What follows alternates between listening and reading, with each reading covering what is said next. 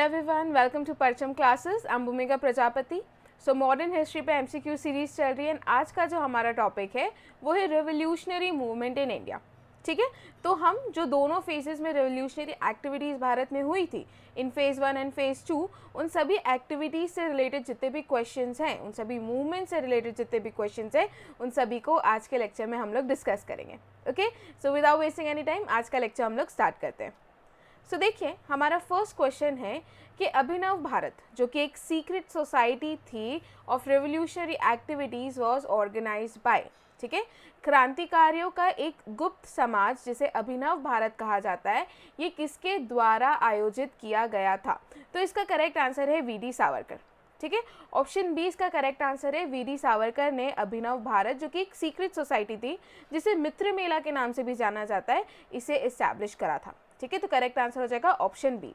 Additional information देखिए तो as I said, अभिनव भारत जिसे मित्र मेला भी कहा जाता है, जो कि एक सीक्रेट ऑर्गेनाइजेशन थी ऑफ द रेवोल्यूशनरीज, उसे किसने इस्टेब्लिश करा था? तो विनायक दामोदर सावरकर और उनका भाई जो था गणेश दामोदर सावरकर, इन दोनों ने मिलकर नासिक 1899 में इसे इस्टेब्लिश करा था।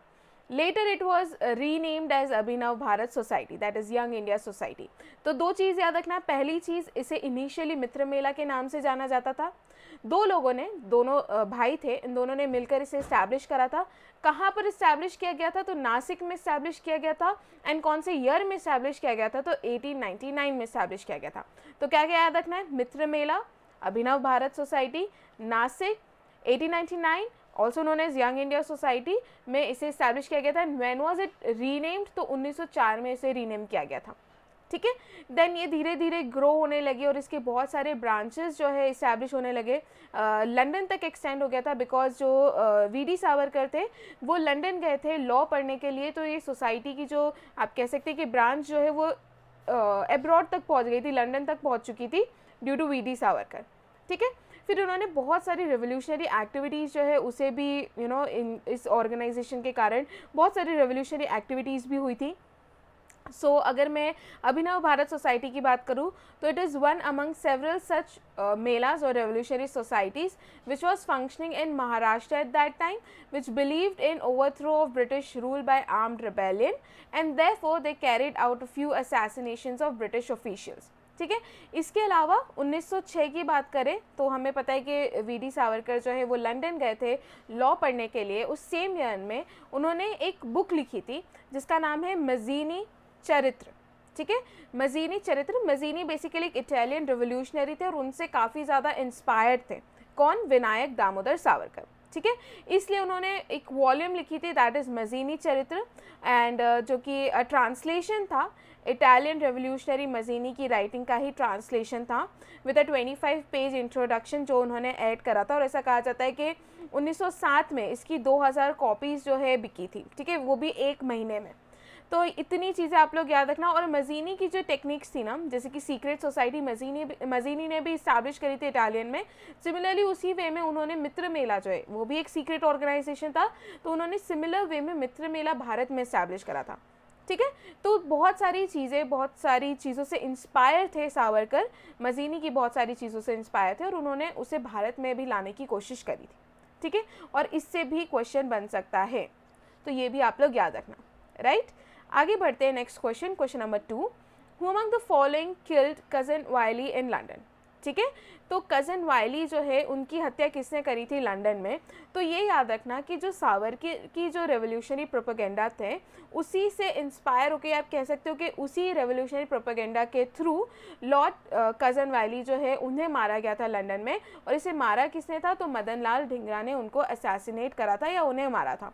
तो इसका करेक्ट आंसर क्या है? Option A, that is Madan Lal Dhingra. कब मारा गया था? तो 1909 एक मीटिंग हो रही थी इंडियन स्टूडेंट्स की in Imperial Institute of London, जहाँ पर Madan Lal Dhingra assassinated Curzon वाइली।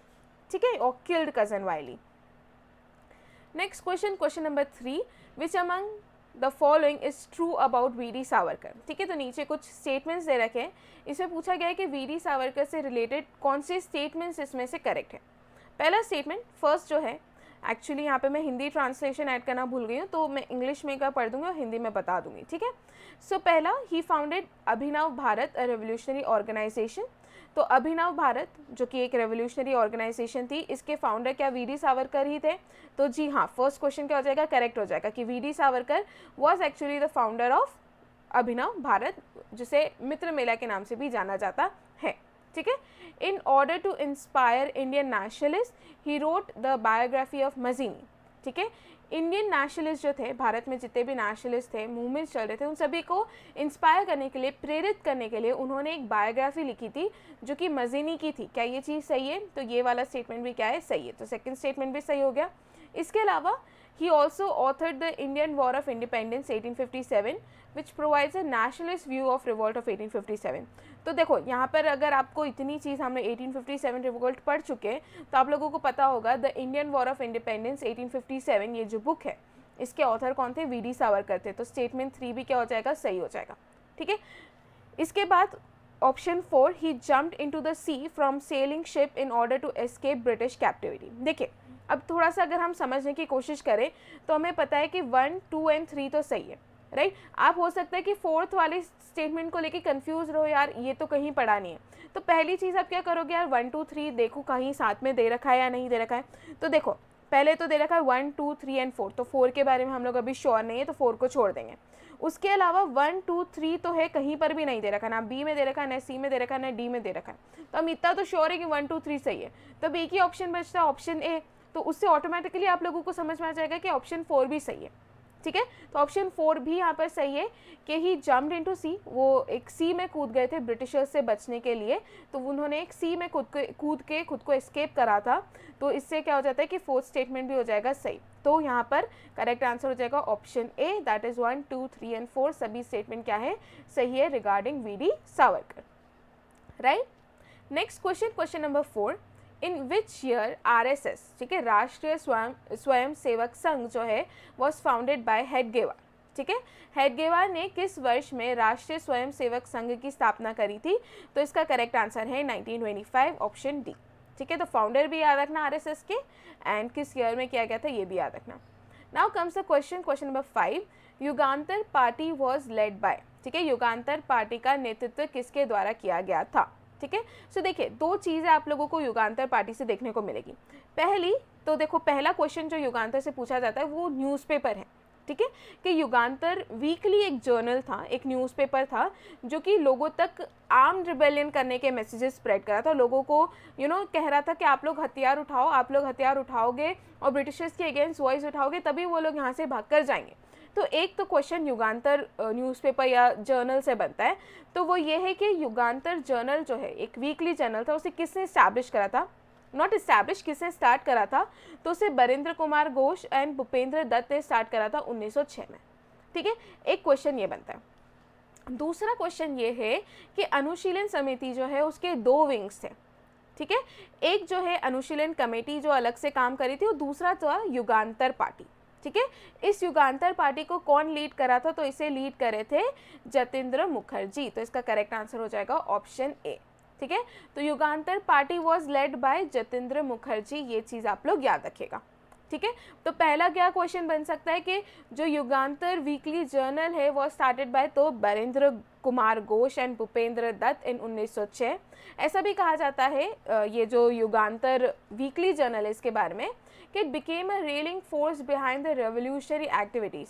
It bred revolution in its every line of newspaper, मतलब उसके न्यूज़पेपर में जो भी आर्टिकल आता था उसकी हर लाइन से ये लोगों का ये कहना था कि हर लाइन ये कहती थी कि हथियार उठाओ, रेवोल्यूशनरी एक्टिविटीज़ करो अगेंस्ट द ब्रिटिश।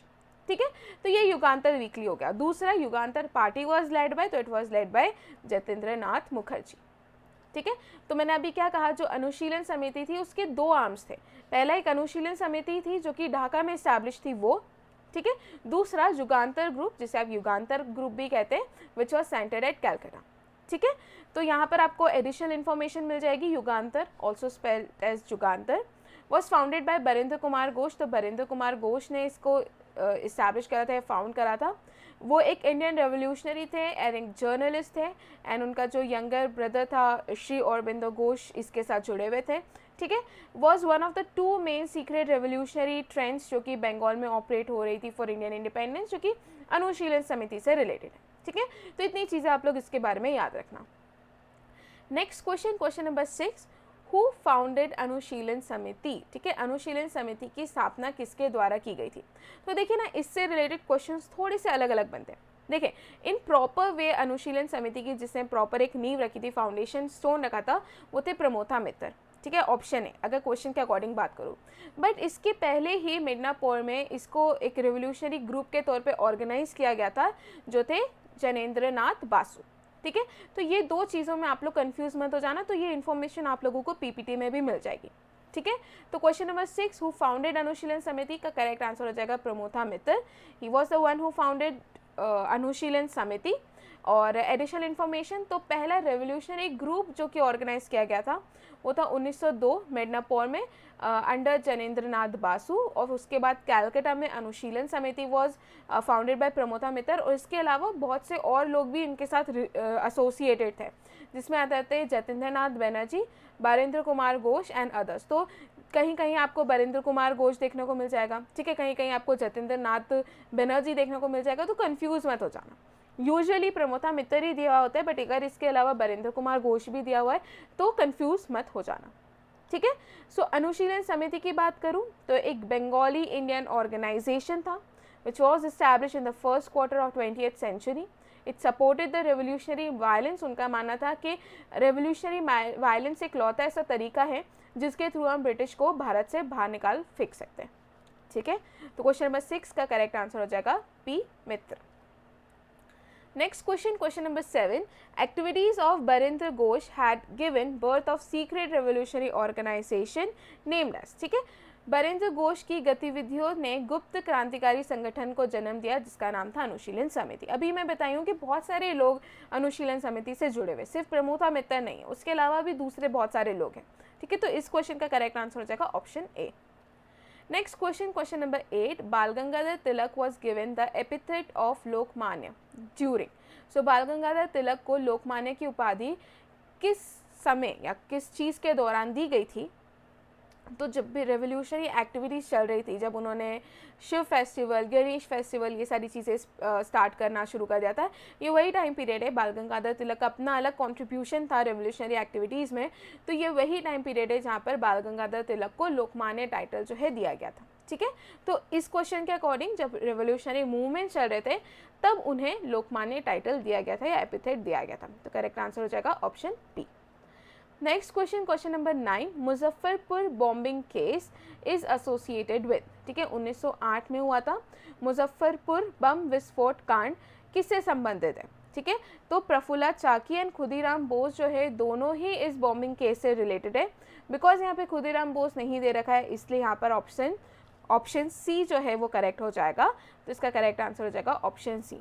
इसी के साथ अभी आपको मिल जाएगा हमारा डिस्काउंट कोड जो कि आप लोग यूज़ कर सकते हैं परचम की एप्लीकेशन पर जाकर। डिस्काउंट कोड है कोड 15, ठीक है।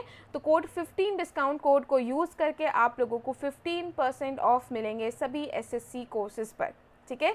सो मेक श्योर विजिट परचम एप्लीकेशन, इस कोड को यूज़ कीजिए, डिस्काउंट लीजिए और अपनी प्रिपरेशन को बूस्ट कीजिए, राइट। आगे बढ़ते हैं, हम लोग थोड़ी सी एडिशनल इन्फॉर्मेशन ले लेते हैं। सो बंगाल के दो यूथ थी, खुदीराम बोस एंड प्रफुल्ला चाकी। इन दोनों ने कैरियज के ऊपर बॉम्ब फेंका था, ठीक है, जो कि chief presidency magistrate Douglas Kingsford की थी ऑफ कैलकाटा एंड मुजफ्फरपुर, ठीक है। अनफॉर्चुनेटली उस कैरियज में किंग्सफोर्ड नहीं थे, उसकी जगह दो वुमेन्स जो है उसमें ट्रैवल करी थी एंड खुदीराम बोस और प्रफुल्ला चाकी के कारण उन दो वुमेन्स की जो है क्या हो जाती है, डेथ हो जाती है, ठीक है। उन दो वुमेन की क्या हो जाती है, डेथ हो जाती है, जिस कारण से बाद में बिकॉज ब्रिटिश पुलिस जो है उनके पीछे पड़ गई थी, तो जो प्रफुल्ला चाकी है he committed suicide when he caught, जब वो पकड़े जाने वाले थे तो चाकी ने क्या कर लिया, ही कमिटेड सुसाइड। वेरेज ऑन 11 अगस्त 1908 जो रेवोल्यूशनरी थे खुदीराम बोस, उनको अरेस्ट कर लिया गया था, और जब उन्हें अरेस्ट कर लिया गया था तो he was hanged by British at Kolkata and he was only 18 years. तो जब उनको फांसी पे चढ़ाया गया था तब वो सिर्फ 18 साल 8 महीने और 8 दिन के थे, ठीक है। एंड काजी नजरुल जो है एक इस्लाम है, उन्होंने एक पोएम भी लिखी थी खुदीराम बोस के लिए टू ऑनर है, राइट। सो इन शॉर्ट बताऊं, सो हम बात कर रहे थे मुजफ्फरपुर बॉम्बिंग केस की, जो कि 1908 में हुआ है। इससे जुड़े हुए थे प्रफुल्ला चाकी और कौन, खुदीराम बोस, दोनों ही इस कॉन्स्पिरेसी से जुड़े हुए थे। वो लोग मारना चाहते थे मजिस्ट्रेट डगलस किंग्सफोर्ड को, जिस कैरियज में वो यूजुअली जाया करते थे, बट उस समय उस कैरियज में किंग्सफोर्ड नहीं बैठे थे, उनकी जगह 2 वुमेन बैठी हुई थी। एंड गलती से जब उन्होंने गलती से बेसिकली कहा जाता है, बिकॉज उन्होंने मारने की कोशिश किसको करी थी किंग्सफोर्ड को, बट उसकी जगह 2 वुमेन की डेथ हो जाती है, एंड जिस कारण से पुलिस उनके पीछे पड़ गई, एंड प्रफुल्ला चाकी जो है उन्होंने सुसाइड कर लिया, and Khudiram Bose was arrested and he was hang. And when he was hang, जब उनको फांसी पे चढ़ाया गया था, तो वो सिर्फ 18 साल के थे। ठीक है, next question, question number 10, Aurobindo Ghosh was brilliantly defended in the Alipur conspiracy case. ठीक है, अब देखिए यहाँ पर कहीं कहीं आपको दिखा जाएगा मुजफ्फरपुर कॉन्स्पिरेसी केस, कहीं कहीं आपको दिखेगा अलीपुर कॉन्स्पिरेसी केस, दोनों सेम है। ठीक है, यहाँ पर कंफ्यूज मत हो जाना। दूसरी चीज़ आप सोच रहे होंगे यार, बट अलीपुर कॉन्स्पिरेसी केस है और मुजफ्फरपुर कॉन्स्पिरेसी केस में तो सिर्फ खुदीराम बोस और प्रफुल्ला चाकी एसोसिएटेड थे, तो यहाँ पे औरबिंदो घोष कहाँ से आ गए? तो याद रखना, प्रफुल्ला चाकी एंड खुदीराम बोस के अलावा दूसरे और भी बहुत सारे लोगों को अरेस्ट किया गया था, जैसे कि औरबिंदो घोष हो गए, उनके जो भाई थे बरिन घोष, कन्हई लाल जो है दत्त, इनको भी अरेस्ट किया गया था, सत्येंद्र बोस को भी अरेस्ट किया गया था, बहुत सारे लोगों को अरेस्ट किया गया था apart from Chaki and Khudiram Bose. ठीक है, तो जब औरबिंदो घोष को अरेस्ट किया गया था अलीपुर कॉन्स्पिरेसी केस के थ्रू, तो उनको डिफेंड किसने करा था, इसमें ये पूछा गया है। उनको उनके अगेंस्ट जो है उनको बचाव किसने किया गया था, ये पूछा है, तो वो थे चित्तरंजन दास। ठीक है, he defended Aurobindo Ghosh from this case. So यहाँ पे हिंदी में एक बार देख लेते हैं, अलीपुर षड्यंत्र मामले में अरबिंदो घोष का शानदार ढंग से बचाव किसके द्वारा किया गया था, तो वो थे चित्तरंजन दास। ठीक है, तो एक तो मुजफ्फरपुर कॉन्स्पिरेसी केस कहा जाता है, अलीपुर कॉन्स्पिरेसी केस कहा जाता है, इससे मुर्रारी पुकुर कॉन्स्पिरेसी केस भी कहा जाता है, मनिकटोला बॉम्ब कॉन्स्पिरेसी केस भी कहा जाता है। तो अलग अलग नाम से एग्जाम में पूछा जाता है, तो कंफ्यूज मत हो जाना। ठीक है, next question, question number 11, in which year Hindustan Republican association was setup? किस वर्ष में हिंदुस्तान रिपब्लिकन एसोसिएशन की स्थापना की गई थी? तो देखो याद रखना, 1924 में Hindustan Republican association was establish, 1928 में Hindustan Socialist Republican association was establish. तो जो सोशलिस्ट रिपब्लिकन एसोसिएशन है उसे चंद्रशेखर आज़ाद ने एस्टैब्लिश किया गया था। ठीक है, 1928 में एस्टैब्लिश किया गया था, एंड हिंदुस्तान रिपब्लिकन एसोसिएशन 1924 में एस्टैब्लिश किया गया था। ठीक है, तो एडिशनल इन्फॉर्मेशन देखो, एक रिवोल्यूशनरी ऑर्गेनाइजेशन थी 1924 में, बोला चांग करके एक विलेज है ईस्ट बंगाल में, यहाँ पर इस्टेब्लिश किया गया था by Sachindra Nath Sanyal, Narendra Mohan Sen and Pratul Ganguly as an offshoot of Anushilan Samiti. तो ये भी याद रखना, पहली चीज़ देखो, हिंदुस्तान रिपब्लिकन एसोसिएशन एक ऑफशॉट थी अनुशीलन समिति का। ठीक है, इस्टेब्लिश 1924 में हुआ था, बोला चांग विलेज में हुआ था ईस्ट बंगाल में। किस किस से इस्टेब्लिश करा था? तो सचिंद्र नाथ सान्याल, नरेंद्र मोहन सेन एंड प्रतुल गांगुली, इन सभी ने मिलकर इस्टेब्लिश करा था। और क्या था? ये एक ऑफशूट था अनुशीलन समिति का। ठीक है, इसका ऑब्जेक्टिव क्या था? Was to establish federated republic of united state of India through an organized arm revolution. तो क्या था? ये एक ऑफशूट था। काय का ऑफशूट था ये? अनुशीलन समिति का। किस किस ने मिलकर इसको एस्टैब्लिश किया था? तो देखो 1924 में एस्टैब्लिश हुआ था बोलाचांग विलेज में, जो कि ईस्ट बंगाल में है। कौन कौन एस्टैब्लिश करा था? तो सचिंद्र नाथ सान्याल, नरेंद्र मोहन सेन एंड प्रतुल गांगुली। ठीक है, तो करेक्ट आंसर हो जाएगा 1924। और 1928 में एस्टैब्लिश हुआ था हमारा Hindustan Socialist Republican Association which was establish by Chandrashekhar Azad. ठीक है, next question, question number 13, who among the following was not the member of Hindustan Republican Association? निम्नलिखित में से कौन हिंदुस्तान रिपब्लिकन एसोसिएशन के सदस्य नहीं थे? तो क्या भगत सिंह एचआरए के मेंबर थे? तो भगत सिंह थे। चंद्रशेखर आज़ाद भी थे, इन्होंने ही बाद में एचआरए को जगह एचएसआरए को इस्टेब्लिश करा था। उसके बाद राम प्रसाद बिस्मिल भी इसके मेंबर थे। बच्चे शिव वर्मा, तो शिव वर्मा जो है इसके मेंबर नहीं थे। तो करेक्ट आंसर क्या हो जाएगा? Option D. So next question, question number 14, who penned the following lines? सरफरोशी की तमन्ना अब हमारे दिल में है।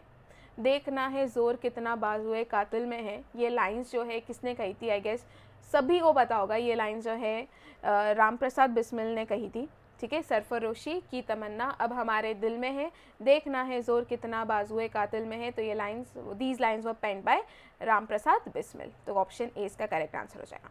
Question number 15, who among the following was hanged in Kakori conspiracy case by English government, ठीक है। निम्नलिखित में से किसे अंग्रेजी सरकार द्वारा काकोरी षड्यंत्र मामले में फांसी दी गई थी? तो बेसिकली 4 लोग थे। अब इसमें पूछा गया है कि इन ऑप्शंस में से कौन था जिसे काकोरी कॉन्स्पिरेसी के तहत जो है फांसी पे चढ़ाया गया था? तो वो थे राम प्रसाद बिस्मिल, तो इसका करेक्ट आंसर हो जाएगा ऑप्शन बी, ठीक है। इसके अलावा अशफाकुल्लाह खान थे, ठीक है, और भी दूसरे लोग थे। वो 4 लोग कौन थे मैं बता देती हूँ आपको। एक थे राम प्रसाद बिस्मिल, अशफाकुल्लाह खान जो कि पहले मुस्लिम रेवोल्यूशनरी मार्टे कहे जाते, उसके अलावा रोशन सिंह थे और राजेंद्र लहरी थे। तो इन 4 लोगों को काकोरी कॉन्स्पिरेसी केस के थ्रू जो है फांसी पे चढ़ाया गया था, ठीक है। तो बट यहाँ पर जो क्वेश्चन पूछा गया है, इसमें पूछा कि इनमें से कौन था जिसे काकोरी कॉन्स्पिरेसी केस के थ्रू फांसी पे चढ़ाया गया था? तो थे राम प्रसाद बिस्मिल, ठीक है। काकोरी ट्रेन कॉन्स्पिरेसी की बात करें तो 9 अगस्त 1925 को ये काकोरी कांड या काकोरी कॉन्स्पिरेसी केस या काकोरी ट्रेन रॉबरी को बेसिकली किया गया था, ठीक है। इसे क्यों किया गया था? आखिर ये रॉबरी करने की ज़रूरत क्या थी, ये चोरी करने की ज़रूरत क्या थी? बिकॉज जो HRA था, हिंदुस्तान रिपब्लिकन एसोसिएशन था, उनको फंड्स की ज़रूरत थी ताकि वो ब्रिटिश एडमिनिस्ट्रेशन को कड़ी टक्कर दे सके, ठीक है। प्लस वो एक पॉजिटिव इमेज बनाना चाहते थे HRA की among Indians bye attacking a high profile British government target with minimum collateral damage, ठीक है। इसके थ्रू वो अपने एक पॉजिटिव इमेज भी क्रिएट करना चाहते थे, ये ऑब्जेक्टिव्स थे, ठीक। सो पूरी ये काकोरी कॉन्स्पिरेसी हुई थी, ठीक है। और जब ये पूरी रॉबरी हो गई उस दौरान 4 लोगों को अरेस्ट कर लिया गया था, जो थे राम प्रसाद बिस्मिल, अशफाकुल्लाह खान, राजेंद्र सिंह एंड रोशन सिंह एंड राजेंद्र लहरी, इन सभी को अरेस्ट कर लिया गया था। इसके अलावा चंद्रशेखर आज़ाद जो है वो भी इस पूरी एक्टिविटी से, इस रॉबरी से एसोसिएटेड थे, but he somehow manage to escape, ठीक है। और जब वो यहाँ से भाग गए या when he escape from this, उन्होंने HSRA जो है उसे एस्टैब्लिश करा था 1928 में, ठीक है। Next question, question number 16, who among the following revolutionaries not associated with Kakori conspiracy? निम्नलिखित क्रांतिकारियों में से काकोरी षड्यंत्र से कौन संबंधित नहीं है? तो देखो, हमें पता है राम प्रसाद बिस्मिल तो इससे रिलेटेड थे, एसोसिएटेड थे, ठीक है। भगत सिंह इसके साथ एसोसिएटेड नहीं थे, ठीक है। राजेंद्र लहरी भी थे, अशफाकुल्लाह खान भी थे, बाकी भगत सिंह इसके साथ एसोसिएटेड नहीं थे, तो इसका करेक्ट आंसर हो जाएगा ऑप्शन बी। इसके अलावा ये एक एडिशनल इन्फॉर्मेशन है, याद रख लीजिएगा, इससे भी क्वेश्चंस बहुत बार क्वेश्चन में बने, एग्ज़ाम में बने हैं। क्वेश्चन ये है या नोट ये है कि रेवोल्यूशनरी फ़िलॉसफी 1925 ये एक डॉक्यूमेंट था ऑफ आइडियोलॉजी ऑफ रेवोल्यूशनरीज। जो भी रेवोल्यूशनरीज है उनकी क्या आइडियोलॉजी है, उसका एक डॉक्यूमेंट था, ठीक है। ये जो नाम था, ठीक है, डॉक्यूमेंट का, वो क्या था? The philosophy of bomb. और इसको लिखा किसने था? तो इसे लिखा था भगवती चरण वोरा ने। तो ये क्वेश्चन अक्सर पूछा जाता है कि the document name the philosophy of bomb ये किसने लिखा था? तो it was written by Bhagwati Charan Vohra, और इसका एक प्रियम्बल था जिसे भगत सिंह ने लिखा था, ठीक है। और इसके एसोसिएट कौन थे? तो इससे एसोसिएट जो थे वो थे चंद्रशेखर आज़ाद। तो क्या याद रखना है? The philosophy of bomb was written by Bhagwati Charan Vohra. ये जो फिलॉसफी, ये जो डॉक्यूमेंट है, इसका जो प्रियम्बल है was written bye Bhagat Singh, और इसके एक एसोसिएट भी थे, वो कौन थे? चंद्रशेखर आज़ाद, ठीक है। आगे बढ़ते हैं हम लोग question number 17, that is Hindustan Socialist Republican army was formed by. Hindustan Socialist Republican army का गठन किसके द्वारा किया गया था? ठीक है, तो यहाँ पे पूछा है HSRA की बात चल रही है, जो कि मैं अभी बता चुकी हूँ 1928 में एस्टैब्लिश किया गया था। चंद्रशेखर आज़ाद ने किया था, वॉज द लौता person who was capable to, he manage to escape from Kakori conspiracy case, और उसके बाद से उनके पीछे पुलिस पड़ी हुई थी, ठीक है। Next question, who among the following threw a bomb in central legislative assembly on 8 April 1929 to make the deaf British government hear? ठीक है, निम्नलिखित में से किसने 8 अप्रैल 1929 को ब्रिटिश सरकार को, जो बहरी ब्रिटिश सरकार है, उन तक आवाज़ पहुंचाने के लिए केंद्रीय विधानसभा में बम फेंका था? तो हम सभी जानते हैं कि इस इंसिडेंट जिसे। So the next question, question number 19, how revolutionary Chandrashekhar Azad was killed by the Britishers. क्रांतिकारी चंद्रशेखर आज़ाद को अंग्रेज़ों ने कैसे मारा था, यहाँ पर ये पूछा गया। तो पहली चीज़, चंद्रशेखर आज़ाद को ब्रिटिशर्स ने नहीं मारा था, ठीक है। दो ये बात सही है कि वो एक एल्फ्रेड पार्क में बैठे हुए थे एंड कहीं से पुलिस को इन्फॉर्मेशन मिल गई थी कि चंद्रशेखर आज़ाद वहाँ पे प्रेजेंट है, तो he was actually surrounded by British police.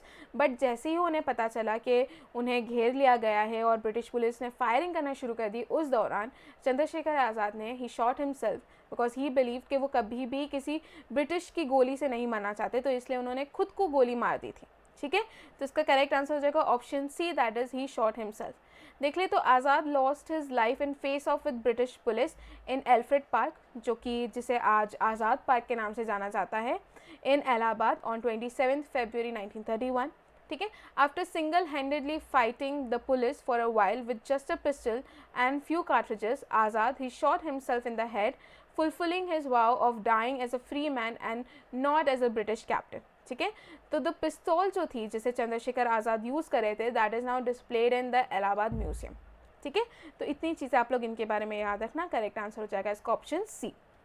Next question, question number 20, who gave the slogan इनकलाब जिंदाबाद, ठीक है। इनकलाब जिंदाबाद का नारा किसने दिया था, तो बहुत ही ईजी क्वेश्चन है, ऑप्शन सी इसका करेक्ट आंसर है भगत सिंह, ठीक है। Next question, question number 21, Bhagat Singh, Rajguru, Sukhdev were executed on which day, ठीक है। भगत सिंह, राजगुरु और सुखदेव को फांसी किस तारीख को दी गई थी, तो 23 मार्च था, सभी को याद होगा, ईयर आप लोगों को याद रखना है, दैट इज 1931। तो 23 मार्च 1931 को दे वर एग्जीक्यूटेड लाहौर कॉन्स्पिरेसी केस के तहत, ठीक है। अभी मैं बताऊंगी कि इस केस में क्या हुआ था। तो अभी सेम क्वेश्चन यहाँ पे पूछा गया है कि Bhagat Singh, Rajguru, Sukhdev were sentence to death in which case, ठीक है। भगत सिंह, राजगुरु और सुखदेव को मृत्युदंड जो है दिया गया था लाहौर कॉन्स्पिरेसी केस के तहत, तो इसका करेक्ट आंसर है ऑप्शन बी। अब लाहौर कॉन्स्पिरेसी केस क्या है, देखिए पहली चीज़, भगत सिंह जो है उनको पहले ही जो उन्होंने सेंट्रल लेजिस्लेटिव असेंबली में जो बॉम्ब फेंका था उसमें अरेस्ट किया गया था, बट बाद में he was release and he was rearrested in connection with murder of British police officer जिनका नाम है JP सॉन्डर्स, ठीक है। जब उन्होंने JP सॉन्डर्स को मारने की कोशिश करी थी, ये जो पूरा सिनेरियो था, पूरी जो कॉन्स्पिरेसी थी JP सॉन्डर्स को मारने की, उससे ही लाहौर कॉन्स्पिरेसी केस कहा जाता है। सो यहाँ पर मिस्टेक ये हो गई कि JP सॉन्डर्स को मारने की जगह मिस्टेकनली उन्होंने किसी दूसरे पुलिस ऑफिसर जिनका नाम है जेम्स स्कॉट, उन्हें मार दिया गया था, ठीक है। And who was responsible for लाठी charge that killed Lala Lajpat Rai, तो वो सॉन्डर्स को इसलिए मारना चाहते थे बिकॉज उन्हीं के लाठी चार्ज की वजह से लाला लाजपत राय जो है उनकी डेथ हो गई थी। और दूसरे लोग जो इन्वॉल्व थे इसमें भगत सिंह के साथ वो थे सुखदेव, राजगुरु और Chandrashekhar Azad again. Now they were all members of Hindustan Socialist Republican Association.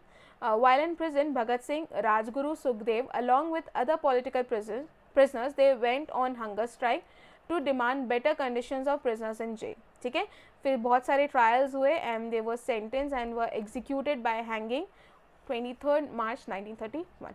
ठीक है, तो ये था लाहौर कॉन्स्पिरेसी केस, याद रखिएगा। Next question, question number 23, who among the following organise the famous Chittagong armoury raid, ठीक है। निम्नलिखित में से किसने प्रसिद्ध चट्टगांव शस्त्रागार छापे का आयोजन किया था, तो अच्छा क्वेश्चन है, इसका करेक्ट आंसर है सूर्य सेन, ठीक है। तो इसका करेक्ट आंसर क्या है, option B Surya Sen. Next question, question number 24, martyr of least age in the war of independence was, स्वतंत्रता संग्राम में सबसे कम उम्र में शहीद होने वाले पर्सन थे, वो थे खुदीराम बोस। मैंने बताया था कि ये सिर्फ 18 साल के थे जब इन्हें फांसी पे चढ़ाया गया था, तो इसका करेक्ट आंसर क्या हो जाएगा, Khudiram Bose. Next question, question number 25, यहाँ पे लिस्ट 1 और लिस्ट 2 जो है उसे मैच करना है, ठीक है। देखिए सबसे पहले हमको पता है कि अभिनव भारत सोसाइटी जो है उसके फाउंडर कौन थे, तो वो थे VD सावरकर, तो इसका हो जाएगा 4। उसके बाद हम अनुशीलन समिति का भी जानते हैं, अनुशीलन समिति से जुड़े हुए इंसान थे कौन, औरबिंदो घोष। उसके पहले देखो, अगर आप अनुशीलन समिति, बिकॉज हमने प्रमोता मित्र पढ़ा हुआ है, तो यहाँ पे प्रमोता मित्र तो दिख नहीं रहा है, तो आप लोग हो जाओगे कंफ्यूज, तो दूसरी चीज़ पर पहले आओ, ठीक है। जैसे कि गदर पार्टी, गदर पार्टी का हमको पता है कि कौन थे, लाला हरदयाल इसके साथ जुड़े हुए थे, ये है ना। उसके बाद स्वराज पार्टी, स्वराज पार्टी जो है it was establish bye Chittaranjan Das and Motilal Nehru, दोनों ने मिलकर स्वराज पार्टी को एस्टैब्लिश करा था। तो स्वराज पार्टी का भी क्या हो जाएंगे, CR दास। अब बचे क्या, श्री औरबिंदो घोष, तो ऑटोमेटिकली क्या हो जाएगा, अनुशीलन समिति से रिलेटेड पर्सन औरबिंदो घोष हो जाएंगे, ठीक है, तो इस तरीके से एलिमिनेशन मेथड को यूज़ करके आप लोग करेक्ट आंसर ढूंढ सकते हैं, right. Next question, who propounded the doctrine of passive resistance, ठीक है, पैसिव रेजिस्टेंस की डॉक्ट्राइन को propound किसने करा था, यहाँ पे ये पूछा गया। देखिए पैसिव रेजिस्टेंस को ये पूछा जाता है ना कि पहली बार इस पैसिव रेजिस्टेंस के कंसेप्ट को यूज़ किसने करा था, तो आप कर सकते हो महात्मा गांधी, बट यहाँ पे पूछा गया कि डॉक्ट्राइन को पहली बार कौन सा बंदा लेकर आया था, ठीक है, तो वो थे औरबिंदो घोष। तो इसका करेक्ट आंसर क्या हो जाएगा, औरबिंदो घोष। तो पैसिव रेजिस्टेंस जो है इसका सिद्धांत जो है किसने प्रतिपादित किया था, तो वो थे Aurobindo Ghosh. So the doctrine of passive resistance was propounded by Aurobindo Ghosh. It was based on series of articles which was published by Aurobindo Ghosh. Next question, question number 27. The following Home Rule Society in London was started by. तो Home Rule Society को किसने start करा था, तो इसे start करा था श्यामजी कृष्ण वर्मा ने लंदन में, ठीक है, तो इसका करेक्ट आंसर हो जाएगा option D. Who among the following founded the Ghadar party, तो अभी मैंने बताया कि लाला हरदयाल जो है उन्होंने गदर पार्टी जो है उसकी स्थापना करी थी, तो इसका करेक्ट आंसर हो जाएगा ऑप्शन ए।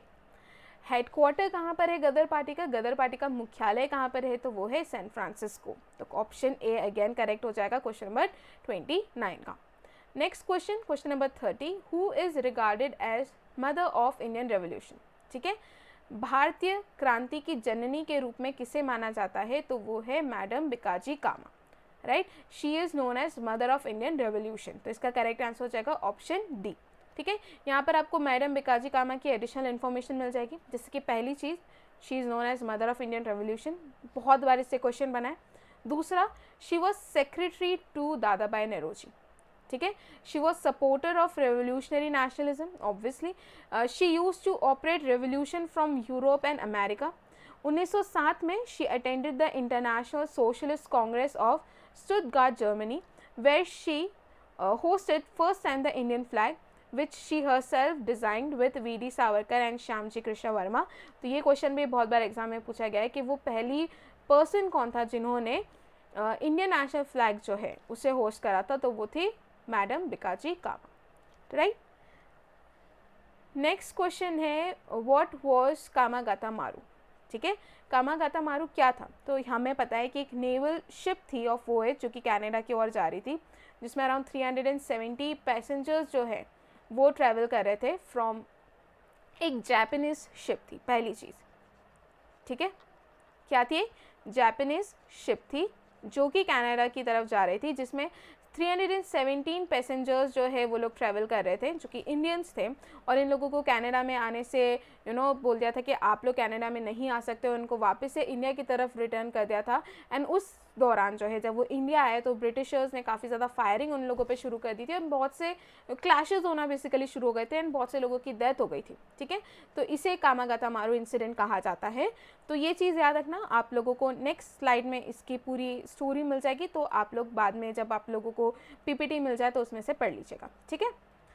सो यहाँ पे ख़त्म होता है हमारा आज का लेक्चर, और इसी के साथ आ जाता है हमारा क्वेश्चन ऑफ द डे, ठीक है। तो हमारा क्वेश्चन ऑफ द डे है consider the following statement about madam Bhikaji Cama. तो इसमें से आपको कुछ स्टेटमेंट दिए गए, इसमें से सही स्टेटमेंट आप लोगों को चूज़ करना है।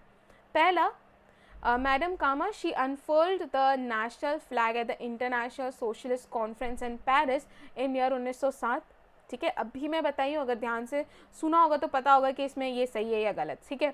उसके बाद madam Bhikaji Cama she served as private secretary to Dada Bhai Naoroji. Third statement है madam Cama was born to Parsi, ठीक है। तो ये 3 स्टेटमेंट यहाँ पे दे रखे हैं, तीनों स्टेटमेंट को एनालाइज कीजिए और बताइए कि इसमें से करेक्ट कौन सा है, राइट। सो आज का लेक्चर हम लोग यहीं पे ख़त्म करते हैं। आई होप आप लोगों को सारी चीज़ें समझ में आई होगी, एंड अगर कोई डाउट है तो कमेंट सेक्शन में आप लोग पूछ सकते हैं, एंड इस क्वेश्चन का आंसर भी आप लोगों को नीचे कमेंट सेक्शन में ही लिखना है। Okay, thank you so much.